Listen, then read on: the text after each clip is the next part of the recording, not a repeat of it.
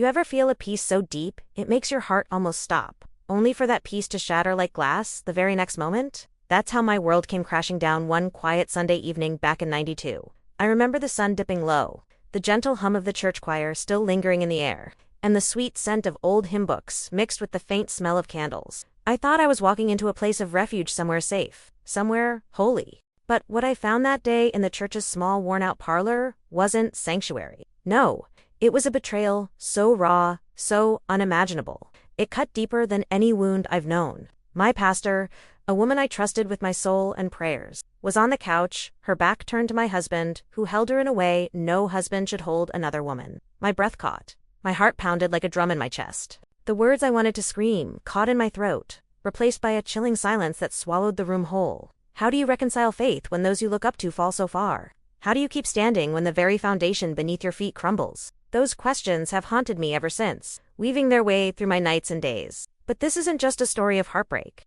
It's a story of finding strength when I thought I had none left, of piecing together a shattered life and learning to hope again. So, dear friend, I invite you to sit with me, listen closely, and walk this journey by my side. Because sometimes, the hardest stories are the ones that need telling the most. Before we dive deep, make sure you subscribe and hit the notification bell so you never miss a story that might just touch your soul. Now, tell me, how far would you go to protect your heart? I still remember that morning like it was yesterday. The air was crisp, tinged with the faint scent of rain lingering from the night before. I stood by the kitchen window, watching the slow dance of leaves twirling in the gentle Ohio breeze, feeling a strange mix of peace and restless anticipation.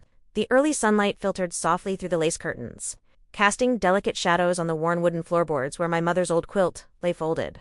The familiar hum of the church bells echoed faintly in the distance, calling the faithful to worship, us sound I had come to associate with comfort and community. My husband, Tom, was in the garage tinkering with his old Chevy truck, a ritual he cherished after a long work week at the mill. He was a man of steady hands and quiet smiles, someone I thought I knew inside and out since the day we married, young and hopeful. Our life in Millfield was simple but good.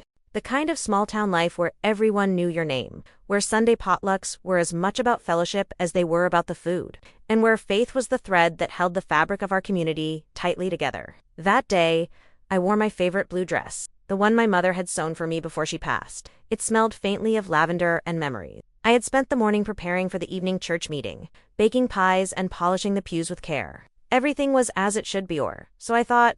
My heart was full of prayers for our future, for the family we were building. But beneath that quiet morning lay a tension I hadn't dared to name. Little things had shifted, whispers behind closed doors, hurried phone calls when I entered the room, the way Tom's eyes would avoid mine for just a moment too long. I pushed those worries aside, blaming the stress of work, the worries of the world. After all, who could imagine that the sanctuary we cherished could harbor such secrets? As the day wore on, the sun climbed higher, warming the old church's red bricks and casting a golden glow over Millfield's narrow streets. Children laughed and chased one another beneath towering maples, and the scent of freshly cut grass mingled with the distant aroma of Sunday dinners being prepared. The world seemed peaceful, but I felt a growing knot of unease tightening in my chest. That evening, dressed in my Sunday best, I walked into the church, my footsteps echoing softly in the quiet halls.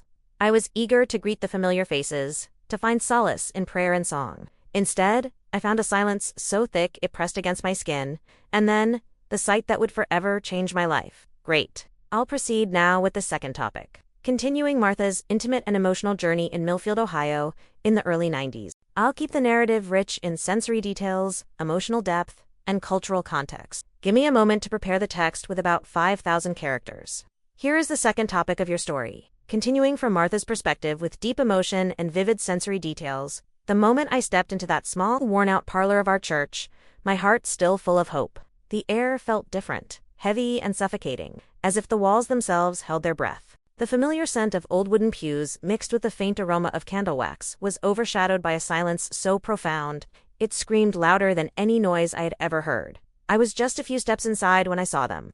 Pastor Linda, a woman who had been a spiritual guide not only to me, but to so many in Millfield, was sitting on the faded couch, her back turned. My husband, Tom, stood close, his hands wrapped around her in a way that made my knees go weak. The gentle laughter that had once filled our home was replaced by whispers that cut like knives. My throat tightened, and for a moment, I was frozen, caught between disbelief and the sharp sting of betrayal. Tom. My voice barely escaped as a whisper, trembling and fragile. His eyes flicked toward me, wide and guilty. Pastor Linda's face flushed, but she didn't turn around. The sanctuary I had trusted, the very place I had gone to seek peace, became a chamber of heartbreak. I wanted to scream, to demand answers, but all that came out was a broken sob. The floor beneath me felt like it gave way, and the echoes of my own heartbeat thundered in my ears. How could this be happening? How could the man I loved and the woman I revered fall into such a sin right before my eyes? The world I had known shifted on its axis. Faces from church meetings, potlucks, and Sunday school flashed through my mind. Were their smiles genuine? Or masks hiding their own secrets? The sanctuary that once embraced me now felt like a cage. Tears blurred my vision as I backed away, my hands clutching the cool edge of a pew for support. I fled the room, the muffled sounds of my sobs mixing with the distant hymns from the sanctuary. Outside, the evening air was cool, crisp, carrying the scent of pine and rain-soaked earth, but it did nothing to calm the storm raging inside me. That night, in the quiet of our home, the shadows seemed darker, the silence louder. I sat alone, wrapped in the quilt my mother had made, the fabric warm but unable to soothe the chill in my heart. The betrayal was a wound that cut deep, but even more painful was the loss of trust in my husband, in my pastor, and in the very faith that had carried me through so many trials. Sleep evaded me as I wrestled with questions that had no easy answers. What did this mean for us? For our church? For me? The night was long, filled with memories and doubts, and a heart desperately searching for a flicker of hope amid the darkness. In the days that followed, Millfield felt like a different place of town wrapped in hushed whispers and sideways glances. The streets I once walked with a light heart now seemed shadowed, as if the very air carried the weight of the secret I had uncovered. Each step was heavy, not just from my aching body, but from the crushing burden of what I had seen. The Sunday services became unbearable. I would sit in the last pew, my hands trembling slightly as I gripped the worn hymn book. The familiar melodies, once a source of comfort, now felt like echoes of betrayal. I caught Pastor Linda's eyes across the room once cold, avoiding, filled with a guilt too deep for words. Tom would avoid me, his gaze lowered, the silence between us louder than any argument. At home, the house was eerily quiet. The warmth that had once filled our walls was replaced by an emptiness that seeped into every corner. The kitchen table where we used to share meals became a place of silent meals eaten apart. The scent of freshly baked bread and coffee couldn't mask the bitterness in the air. One evening, I found myself sitting by the old fireplace, the flickering flames casting dancing shadows on the walls. Wrapped in my mother's quilt, I clutched a worn photograph of our wedding day, a reminder of promises made under the summer sun of Millfield's green fields. Tears traced slow paths down my cheeks as I whispered prayers into the stillness, begging for strength, for guidance. The church community was divided. Some offered quiet sympathy, others turned away, uncomfortable with the scandal. I felt isolated, a lone tree standing battered in a storm. Yet, amid the darkness, a tiny spark of resolve began to kindle in my heart. I realized that my faith was not just in people, but in something greater, something that could heal even the deepest wounds. I started attending the early morning prayers alone, seeking solace in the cool dawn air, the soft chirping of birds, and the gentle rustle of leaves. The scent of wet earth after a light rain, the first blush of sunrise on Millfield's hills, they reminded me that even after the harshest storms, new life could begin. It was in these quiet moments, wrapped in nature's embrace, that I found a flicker of hope. The road ahead would be long and painful, but I knew deep down that I had to reclaim my story, my dignity, and my faith. How do you find strength when your world has been turned upside down? How do you rebuild when the foundation you trusted has cracked? These questions haunted me, but they also became the stepping stones toward my healing. After those long, restless nights, filled with tears and unanswered questions, something within me began to stir. A quiet voice, gentle but unwavering, whispering that I was more than the pain I carried. I realized that holding onto the hurt would only chain me to a past I desperately wanted to leave behind. The days in Millfield slowly regained a semblance of normalcy, though my heart was forever changed. I found comfort in simple routines: morning walks along the winding country roads, the scent of dew on wildflowers, and the soft rustle of leaves in the breeze. These small moments became my sanctuary, reminding me that life, with all its beauty, still went on. I sought out old friends and neighbors who offered a listening ear and a kind word. Mrs. Jenkins, the sweet lady from down the street, would bring over freshly baked cookies and sit with me, sharing stories of her own hardships and how faith had carried her through. These connections helped stitch together the torn pieces of my heart. Slowly, I returned to the church, not to the same pews filled with painful memories, but to the quiet garden behind the chapel. There, surrounded by blooming roses and hummingbirds, I found peace. It was in this sacred space that I began to rebuild my relationship with God, not through sermons or hymns, but through silent prayers and the embrace of nature. Tom and I, too, began to talk. Those conversations were raw and difficult, filled with tears, regrets, and the slow, painful work of forgiveness. It wasn't an easy path some days. The wounds felt too fresh, the betrayals too deep. But beneath the pain, a fragile hope began to grow. I realized that healing was not forgetting, nor pretending the hurt never happened. It was choosing to live despite it, to find strength in vulnerability and courage in the face of despair. One evening, as the sun dipped behind the rolling hills of Millfield, painting the sky in hues of pink and gold, I sat on the porch swing with Tom. We didn't have all the answers, and our future was uncertain. But for the first time in a long while, I felt a glimmer of peace and acknowledgement that even broken things could be made whole again. My journey was far from over, but with each step, I was learning to reclaim my life and my faith. How do you find the courage to forgive when your heart has been shattered? Can trust be rebuilt when it feels so fragile? These were the questions that guided me as I moved forward one breath, one day, one prayer at a time. I'll move on to the fifth topic now. Continuing Martha's story as she begins to find unexpected support and discovers inner strength to face her challenges. I'll keep the intimate, heartfelt tone and detailed descriptions consistent. Preparing the 5,000-character text now. Here is the fifth topic of Martha's story, focusing on the emergence of her inner strength and unexpected sources of support. In the quiet aftermath of betrayal, when the world seemed to hold its breath and the weight of loneliness pressed heavily upon my shoulders, I discovered something unexpected. The strength that had been inside me all along. It was not loud or boastful, but steady and enduring, like the roots of the ancient oak trees that lined the streets of Millfield. One afternoon, as I sat on the porch of my modest home, the sun warming my face, a knock at the door startled me from my thoughts. It was Sarah, a young woman from our church who had recently returned to town. She carried a basket of fresh vegetables from her garden, but more importantly, she brought a kindness that felt like balm to my weary soul. "Mrs. Harper," she said softly, "I know things have been hard, but you're not alone. We're all here for you." Her words were simple, but they opened a door I had long kept closed. Over the following weeks, Sarah and a few other church members began to visit more often. They brought meals, shared stories, and listened without judgment. It was in these moments of shared vulnerability that I felt the first real stirrings of healing. I also found solace in writing. Late at night, by the soft glow of a lamp, I poured my heart onto paper. Letters I never sent, prayers I whispered, and memories both painful and precious. Writing became a way to make sense of the storm inside me, to untangle the knots of sorrow and hope. Through this process, I realized that my story was not just one of pain, but of resilience. Each tear shed, each sleepless night, was a step toward reclaiming my life. I began to see that forgiveness was not about excusing the wrongs done to me, but about freeing myself from the chains of bitterness. Faith, once shaken, was slowly being restored not in grand gestures or loud proclamations, but in quiet moments of grace and courage. I learned that sometimes the most profound strength comes not from never falling, but from rising again each time we do. There were days when doubt crept in, when the wounds felt too deep to heal. But with every sunrise over Millfield's rolling hills, I found a renewed promise that even broken hearts could mend, and even shattered lives could be made whole. How does one find light in the darkest places? Where does hope hide when despair seems overwhelming? These questions guided my journey as I embraced the healing power of love, community, and faith. The turning point didn't come with a grand declaration or sudden miracle.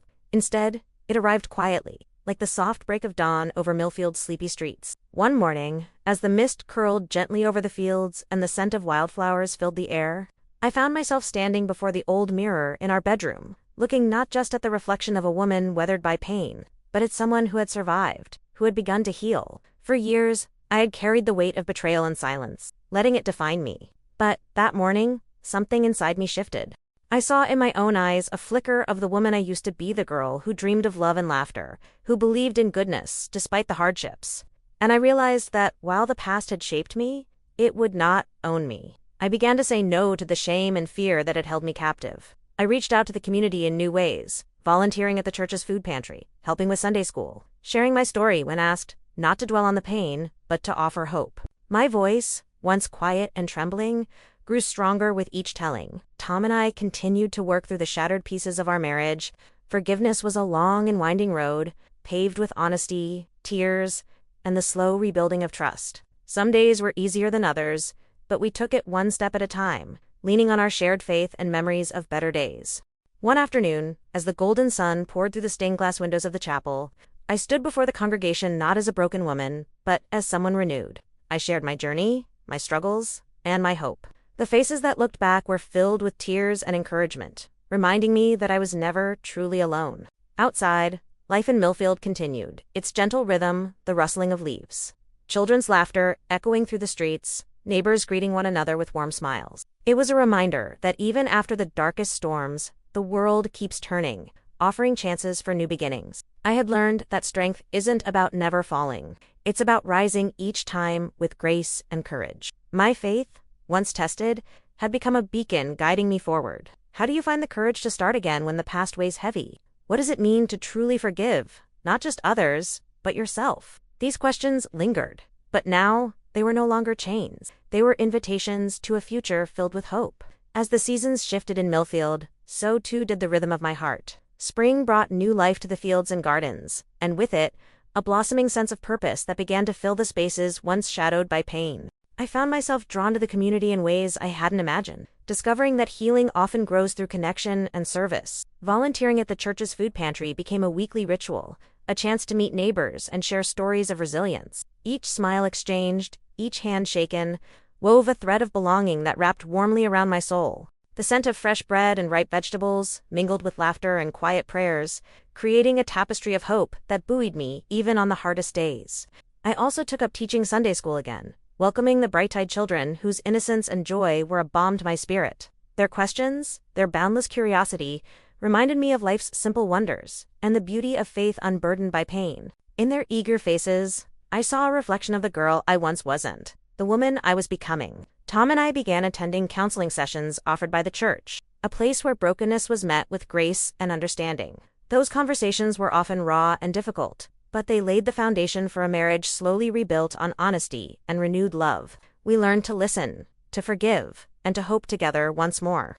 In quiet moments, I would walk the familiar trails along Millfield's countryside. The scent of blooming honeysuckle and the gentle buzz of bees, a reminder that life is always moving forward. The soft rustle of leaves and the song of birds became a soundtrack for my healing journey. One evening, as the sun dipped below the horizon, painting the sky in shades of amber and rose, I sat on the porch swing with a notebook in hand, writing letters I hoped would never be sent. They were words of forgiveness not just for Tom or Pastor Linda, but for myself. Forgiveness that freed me from the heavy chains of bitterness and opened the door to peace. Through it all, my faith deepened not as a blind trust, but as a resilient flame that weathered storms and shone brighter for it. I learned that grace isn't just given, it's lived, breathed, and shared. How do you find light when shadows linger? Where does hope take root after the earth has been torn? These were the questions I carried forward, walking a path of healing, one step at a time. Rebuilding trust felt like walking a tightrope stretched thin over a canyon. Every step required balance, courage, and the willingness to face the unknown without falling. Tom and I both knew this was no easy path. Years of broken promises and silence had carved deep cracks in the foundation of our marriage. But beneath the fractures, a stubborn hope remained, fragile yet fierce. Our conversations began slowly, often stilted and hesitant. I learned to listen without anger, and he learned to speak honestly without defensiveness. There were moments when old wounds bled in new sharp words, tears, and the ache of remembering. Yet, in those raw exchanges, we found glimpses of the love that once held us together, like tiny sparks, struggling to ignite a flame. Outside our home, Millfield's familiar rhythms offered comfort. The laughter of children playing in the streets, the scent of honeysuckle drifting from Mrs. Thompson's garden, and the golden light of dusk filtering through the trees all reminded me that life, in all its beauty and pain, went on. Church gatherings were no longer places of judgment, but spaces of healing. Members who once whispered behind my back now approached with empathy, offering hugs and words of encouragement. Pastor Grace, who had recently taken over leadership, became a pillar of support, guiding our community toward forgiveness and renewal. Yet, trust is not something easily restored.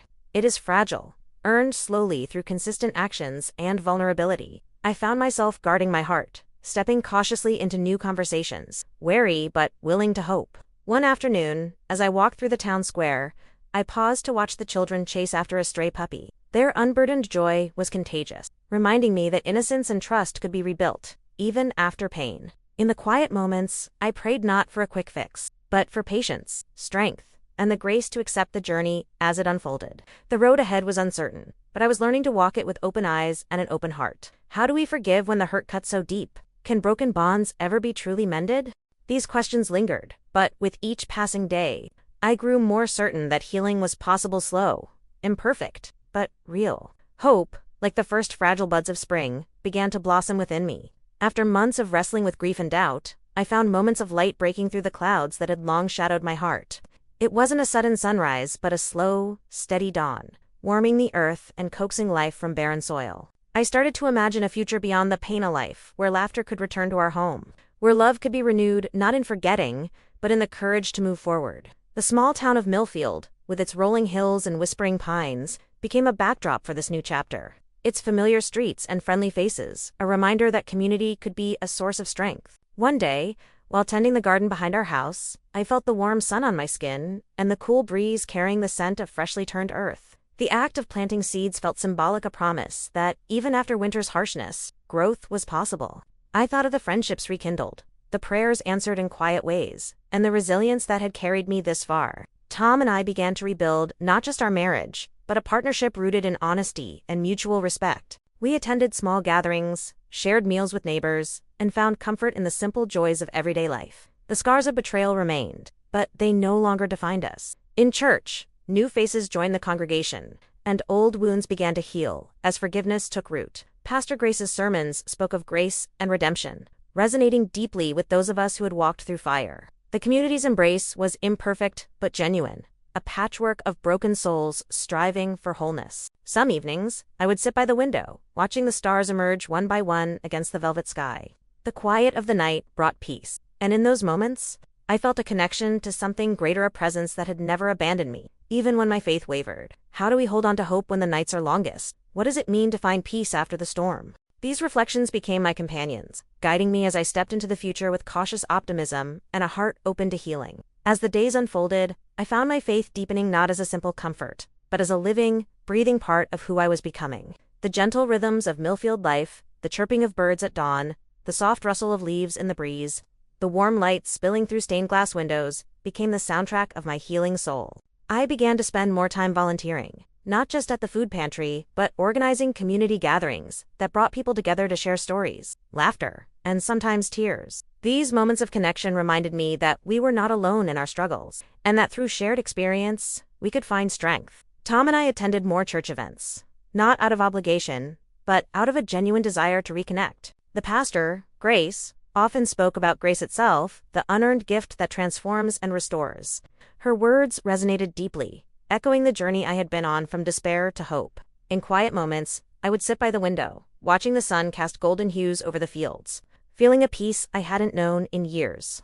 The scent of honeysuckle and fresh earth filled the air, reminding me that life was a cycle of loss and renewal, and that even after the harshest winters, spring always comes. Rebuilding trust with Tom was a slow process, marked by honest conversations and mutual vulnerability. We learned to listen, to forgive, and to cherish the fragile new foundation we were laying together. Our love was no longer naive, but strengthened by the trials we had faced. Through it all, I discovered that true strength comes not from perfection, but from embracing our imperfections and choosing love anyway. The wounds of betrayal had not disappeared, but they had become part of my story, a chapter that led me to deeper understanding and compassion. How do you find peace when your past is filled with pain? Can love grow again after it has been broken?